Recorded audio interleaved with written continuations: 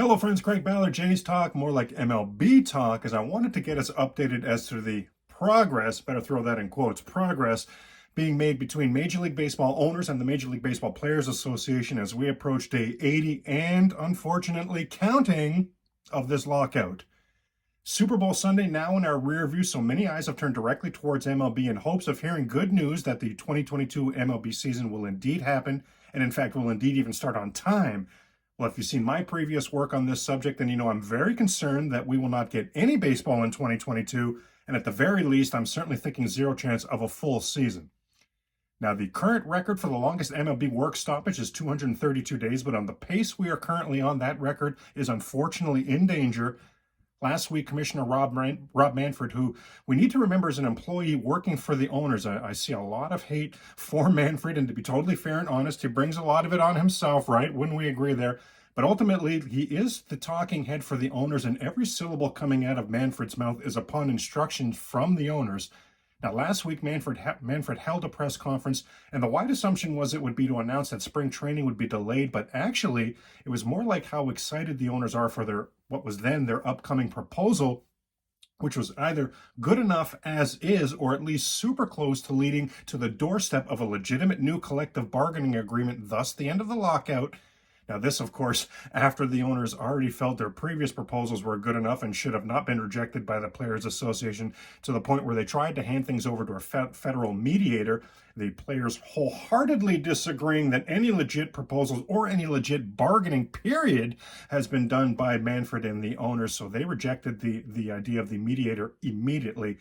Now, we've seen the details on the latest owners' proposals that Manfred was talking about, and what were some of the concessions? Again, it's got to go in here, got to go in quotes. What were some of the concessions made by the owners that were going to pave the way to get the game back on the field?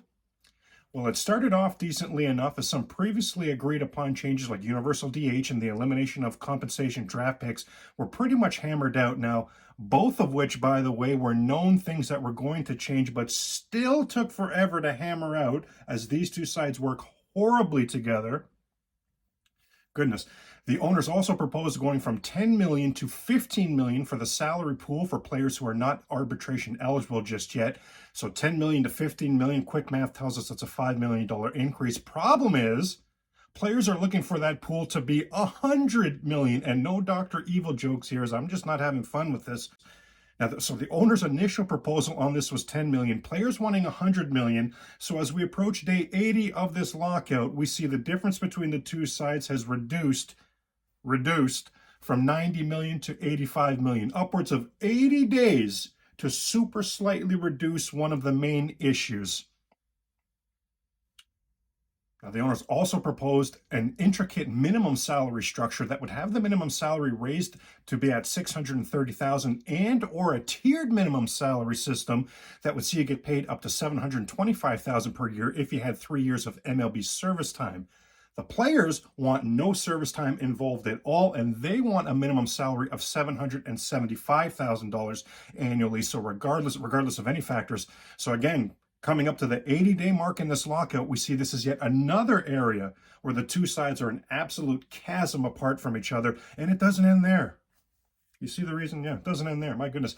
A main point of contention for the players is the fact that they feel the owners use the luxury tax as a salary cap, so they want it eliminated altogether, but we all know, players included, that that's just not going to happen. So the players are at least proposing raising the current $210 million luxury tax all the way up to $245 million, and they want this change to take effect immediately, like yesterday.